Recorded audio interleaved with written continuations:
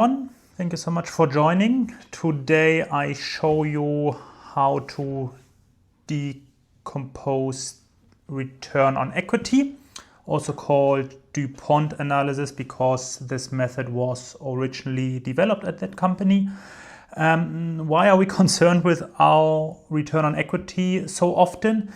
Because return on equity is basically the return that the company generates for shareholders. Yeah, there's also return on debt, but when we look at debt holders, they are usually concerned with whether the company is able to generate enough cash flow to pay interest and principal, whereas shareholders, as owners of the company, they are concerned with whether the company increases its performance or whether there are any solvency issues. So that's why ROE is one of the main ratios that analysts are concerned when analyzing companies, but also when comparing one company with another company, or also when looking at different times or a company's performance over a few years. Let's get started. So return on equity, quite simple, is net income divided average shareholders' equity. Net income from the income statement, as you can see here, shareholders' equity from the balance sheet.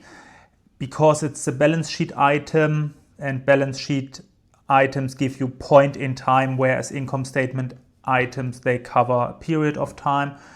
We usually take the average, beginning of the year, end of the year, divided by 2, and this is the denominator for this formula. I'll provide an example just shortly.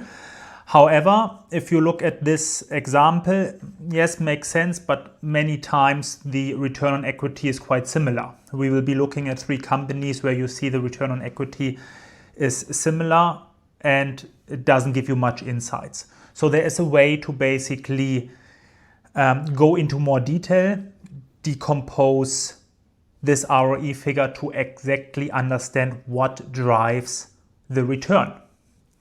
First step, we introduce average total assets. So if we do this, what we basically do, we say, okay, we leave net income here, but then what we do, we use average total assets instead. I will explain why and how. Times average total assets divided by average shareholders'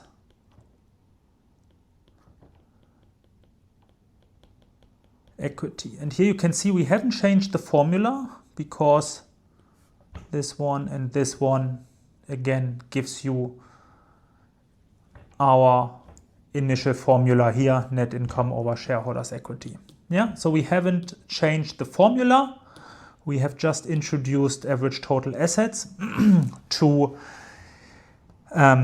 gain a bit more details, because what does this mean here? This term is your return on asset. As you can see, it's quite similar. It's not return on equity, it's return on assets, which basically tells you how much net income $1 of asset generates. On the other hand, this one is a figure for your leverage. And the higher this number, the more leverage the company has. As you can see, if we look at the balance sheet, left side assets, and then right side debt plus equity. If you have 0 debt and equity is like this, then this number would be 1. If you have 50-50, if you have debt 50%, equity 50%, this leverage figure would be 2, and so on. Yeah, so this is an indicator of leverage. So what it means is you can actually look, okay, is my ROE driven by leverage? I have done a few other videos where you can see that financial leverage increases return on equity. Or is your return on equity mainly driven by how efficient you use the company's assets on the left-hand side? Yeah, so this gives you a bit of more detail. What we can further do is, if we say, okay, let's look into return on asset in more detail, we can say, okay, net income divided by revenue times revenue over average total assets times average total assets divided by average shareholders' equity. And again, we have introduced revenue, so we have not changed the formula. It's the same as before because we can also cancel revenue out and then we have the same formula as above. However, what we have done now, as you can see here, net income over revenue is our net profit margin. This one is called asset turnover. You may have heard this when looking at other ratios, and this still refers to leverage. Yeah, so here you can see, okay, what is our net profit margin? What part of ROE is driven by the efficiency of our assets, or what is driven by revenue? Net profit margin, asset turnover, net profit margin, net income over revenue. And then we can even go one step further, which is then called the 5-way decomposition, which is net income divided by EBT times EBT, earnings before taxes, divided by EBIT, earnings before interest and taxes, times EBIT over revenue, times revenue over average total assets, times average total assets over average shareholders' equity. You can see whenever we use balance sheet items, we use average. Whenever we use income statement items, we can compare them. So what we have done, we have introduced EBT and EBIT. Again, we have not changed the formula because everything cancels each other out and then we would end up with the formula above and so on and so forth. However, what we can see here, leverage on the right hand side remains. We have not further decomposed that, leverage, and then we have here asset turnover, same as before. However, before we had net profit margin, we basically looked at, okay, if we put 1,000 revenue in, how much net income do we get out? Yeah, if we use, for example, 200, then it's 20%. What we do now, when we further decompose net profit margin, we look at every single step. So what we do is net income over EBT. We look at this relationship, so we understand what is a tax effect. Here we call this tax burden What is the tax effect? Then we look from EBT to EBIT. Interest effect. This is called interest burden. And then to cover the rest from EBIT to revenue, so then we end up with the entire cycle from revenue to net income, is called EBIT margin, as you know, EBIT margin. And then basically we have fully decomposed our ROE.